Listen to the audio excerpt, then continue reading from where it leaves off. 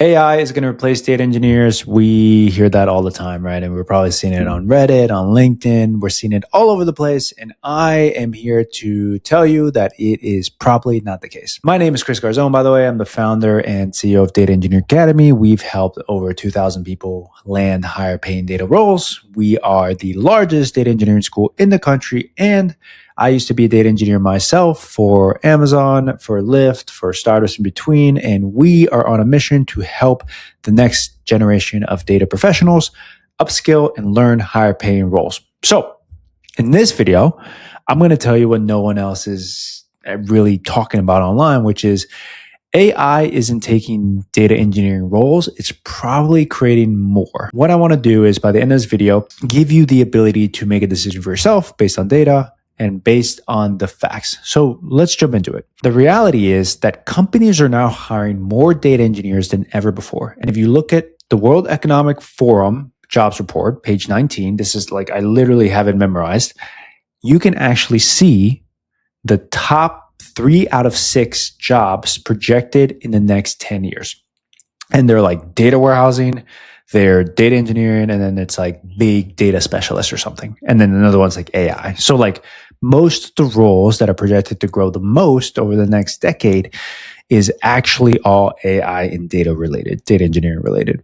The thing is, it's easy for us to see the stuff on social media on a day-to-day basis of like, hey, this tool is crazy. This shiny new object is crazy. Look at what this Claude thing can do. And yes, those are all very, very cool. But if you take a step back and actually look at what's happening from jobs perspective, what people think are cool tools and what companies are actually hiring for aren't actually the same thing.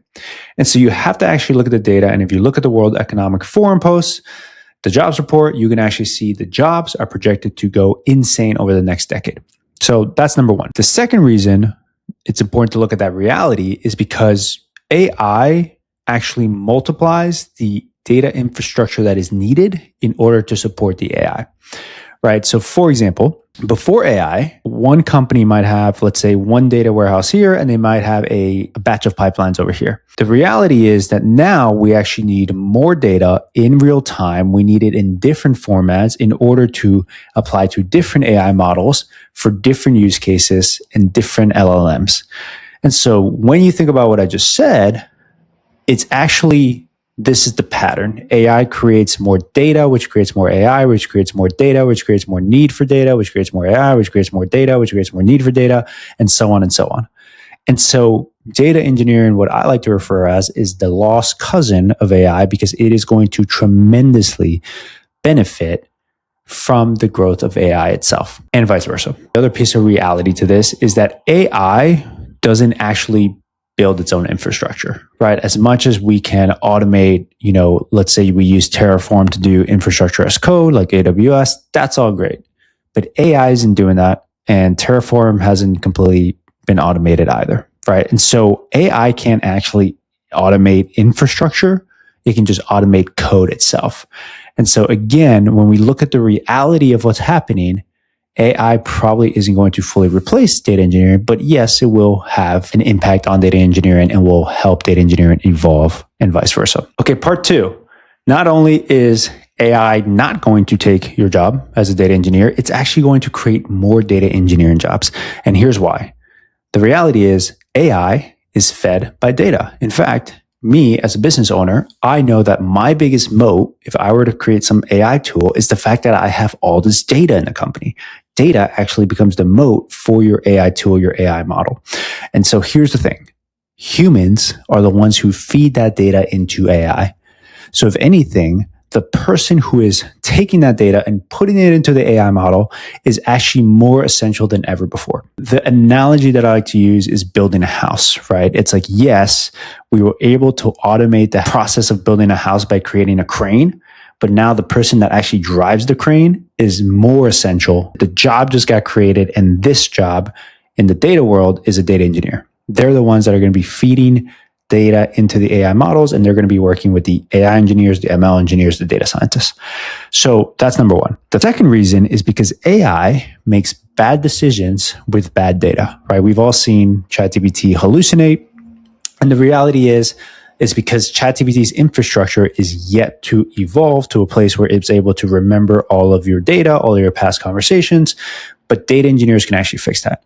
But even taking a step before that, right, if they hallucinate and give you bad advice, a reason for that is because they just don't even have accurate data to begin with, right? And so more important than ever before now, it's making sure we actually have right data, because data is actually going to be the thing that tells AI, which then tells other 20,000 humans, what is it that they're searching.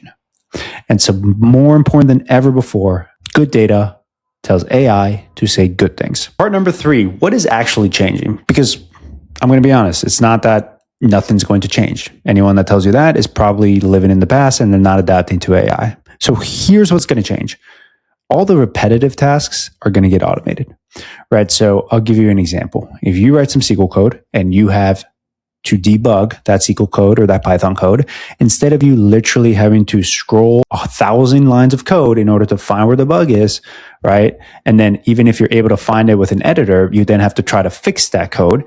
You can literally just take a screenshot and tell ChatGPT, hey, why is it that this line has this line of code, right? So debugging this, and again, when you productionalize a pipeline, when you write 2,000 lines of code, you might have 20 errors. It can become very repetitive to figure out which ones are the errors. If I fix this, does it create this bug? Or did I fix the wrong thing, right? It's like a chess game, right? Did I move the right piece or did I just hurt another piece when I moved that piece?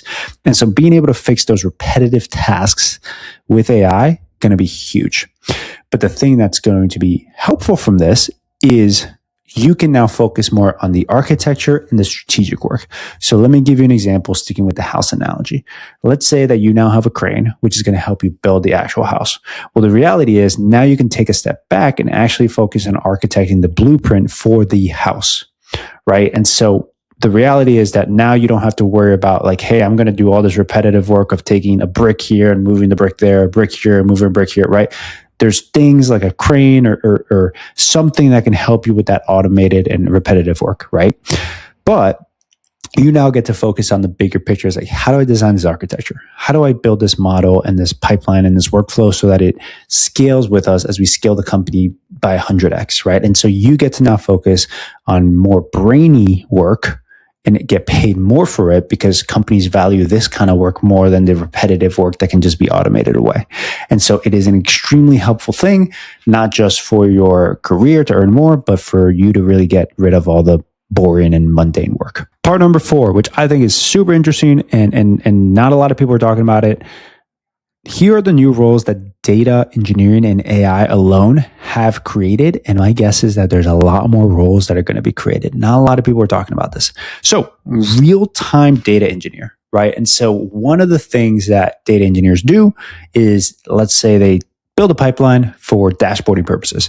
And another thing a data engineer does is they build a real-time streaming pipeline for user interface purposes, right? So think Amex, right? With Amex, you're not necessarily, if you're working for Amex, you're not necessarily building a dashboard per se. You could be, but one of the other use cases is that you build a real-time streaming alerting system so that when somebody uses a customer's Amex at 2 a.m. in the morning, that customer gets alerted in real time, right? And so those are two different things that two data engineers do. Here's what's happening in the industry. There's so much data and so much work being done that literally these two positions are getting split into two, right? And so at this point, we kind of think about a data engineer as kind of an umbrella term, right? Because there's going to be a dashboarding engineer. You've probably heard of the term analytics engineer. There's now a real-time engineer, right? Real-time data engineer. And so there's going to be all these positions that open up because of the fact that so much data is being created every single second of the day, right? So that's the first role. The second role is a data platform engineer. So a data platform engineer, it's somebody who literally spends the time building architecture for the scientists and the machine learning people within the company to run their experiments. So this is a little more traditional, but the difference between what you're probably thinking and the new platform engineer is all the vector databases, right? Everything that is going to be needed for LLMs, all the ML ops, right? The DevOps, right? All these different roles that are popping up. literally because of the fact that there's more and more data and more use cases for that data than ever before. Part number 5. What are the skills that actually matter going into 2026? So one of the tools, or one of the things you should be thinking about is, how do I think about data from a business perspective? And I see this all the time. A lot of people are itching to get the work done for real life projects, end-to-end projects. They're like, hey, how do I get real world experience? I want to work with these tools and get my hands dirty. And that's great. But if you ever work for a startup, what you'll find is that they will be very focused on the cost of things, because they're a startup. They need to be, right? And so one of the things I recommend you do is understand things from a business perspective. For example, how do you optimize the cost of this data warehouse? Or how would you re-architect all of this so that as you 100x the company, you actually do that efficiently with scale, with cost, right? How do you optimize cost around this data lakehouse that is keeping track and keeping storage of the data? Well, great. How do we actually re-architect this in order to avoid just stacking up costs for this data that we're storing, right? And so these are things that a lot of engineers don't think about it. But once you actually have a business and it's like the money's actually coming out of your own pocket, right? It's a massive eye opener for many engineers because they never thought about it that way, right? So in a way, I would actually recommend you spin up your own AWS console, put in your own credit card, start playing around with things. And then you're like, holy crap, like costs are starting to accumulate again, right? Spend $1 a day, right? But just imagine it was $1 million a day. And now you start to see, oh, these are the things that change at scale. How do I actually minimize costs, right? So cost optimization is huge, and working with unstructured data, which is very typical when it comes to raw data inside of an S3 bucket, for example. Those are very big because you want to make sure, hey, how do I understand this from a business perspective? To go, further into this example of real life environments, the second skill that really matters is, how do I actually use AI or data to focus on data quality and tool proficiency? And so here's what I mean by that. I had an alumni, right, as somebody who graduated from our university and who went to get a job. He hits me up a year later and he's like, man, I think the only thing that was missing from the course, and this is feedback for us, is the fact that we didn't focus on unit testing. And so for anybody who doesn't know, unit testing is this way that when you productionize code, you have this alert that basically says, hey, you should go check out this piece of data or this data that got created in the process of your workflow. It might look wrong. The reason those unit tests exist is before we productionalize something, before we tell everybody, hey, this dashboard is ready, we might be able to catch, this data looks a little fishy. Maybe it's a little corrupted. Maybe it's wrong. Maybe we did a wrong multiplication somewhere, right? It alerts us that something looks like it needs a little bit of investigation, basically. And the reason I'm bringing that up is because, again, this is not something people focus on when they actually go do a project on YouTube, right? When they read a book, right? They're focusing on like the bigger picture to understand the tools, and that's totally fine. But when you can actually say, hey, this is how we can productionalize something and remove the risks of having bad data, because I know how to look for, data that's missing. I know how to look for data that's duplicated, right? I know how to look for data that doesn't make sense with the business, right? How many times, like I have a funny story of like, I was working at Amazon and we were trying to get data together for one of our coworkers. And my friend is like, we got the data. And I'm like, okay, cool. Let me look at it. And I like add up this column and it basically says, hey, Amazon had $10 trillion in sales. And I'm like, dude, I don't think this is right. And he's like, yeah, of course it's right. I'm like, I'm pretty sure Amazon didn't have $10 trillion in sales last year. And so it's just that little example where it's like, if you're not careful, others can be like, if you don't have right data, we cannot trust you, right? It is so important for you to get that right, because I don't think, regardless of the tool, regardless of whether it's AI or something else, I don't think that desire to have accurate data is ever going to change. And this is why I think data engineers and data skills in general are so important. Number 6, how do you position yourself to become future-proof in the data engineering field? So really, I think about this in 2 ways. Number 1 is, can you think? Number 2 is, can you do? So the first part is, how do you actually think about designing systems, right? System design, designing architects, things that literally AI cannot replicate, right? Because yes, you can ask ChatGPT, like, hey, give me a few suggestions, blah, blah, blah. Like, how do I design this architect, right? And that's a good start.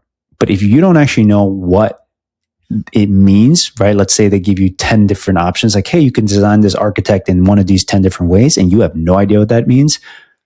Guess what? AI was actually pretty useless there. But if you can be the person that's designing this architect, right? Designing the blueprint, right? Use the house example. If you can be the person that actually creates the blueprint and says, hey, this house actually can be designed this way, that job is never going to be replicated. And I like to say this, but like, it kind of feels like an art, right? Not a science, where it's like, this is where your creativity can shine, because you can actually design a house. You could design an architect, right? So I don't think that thinking aspect is ever going to go away. So this is how you position yourself for the future. But then there's the other side, which is the do side. And that one's pretty simple. That's how most of you guys are thinking about how to future-proof your career, which is, hey, if it took me, 1 week to build a pipeline, how do I use AI to build 7 pipelines in the same time span?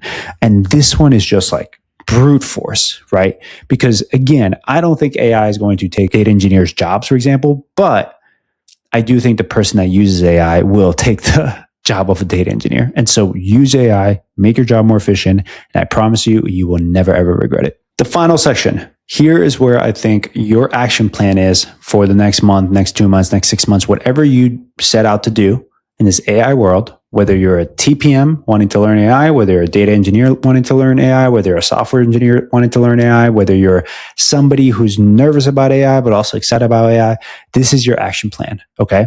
So I want you to look at the projects on your resume that you've done and ask yourself, hey, how can I use AI or have used AI to do this faster? How could I have, if taken away all the repetitive tasks, how could I have gone and actually taken a step back and put more thought into the architect, or put more thought into the solving problem aspect of this problem, or put more thought into, hey, how could I have made the business more money because I found this solution and I was able to optimize this cost or save this, problem that later came on. And I want you to start thinking about ways that you could have automated previous tasks with the use of AI. So that's number one, because if you're able to do this and then you're able to learn AI, what's going to happen is that you're going to confidently be able to talk about it on the interview. And this is where the second step comes in, which is just learn these tools, right? For anybody that's like, I'm scared AI is going to take my job in data engineering. It's like, well, just learn all the data engineering tools, right? SQL, Python, data modeling, system design, AWS, right? But then also learn the AI tools, right? And it could be Claude, it could be Cursor, it could be GitHub, it could be ML, SageMaker, right? You're never going to be sad that you learn more things.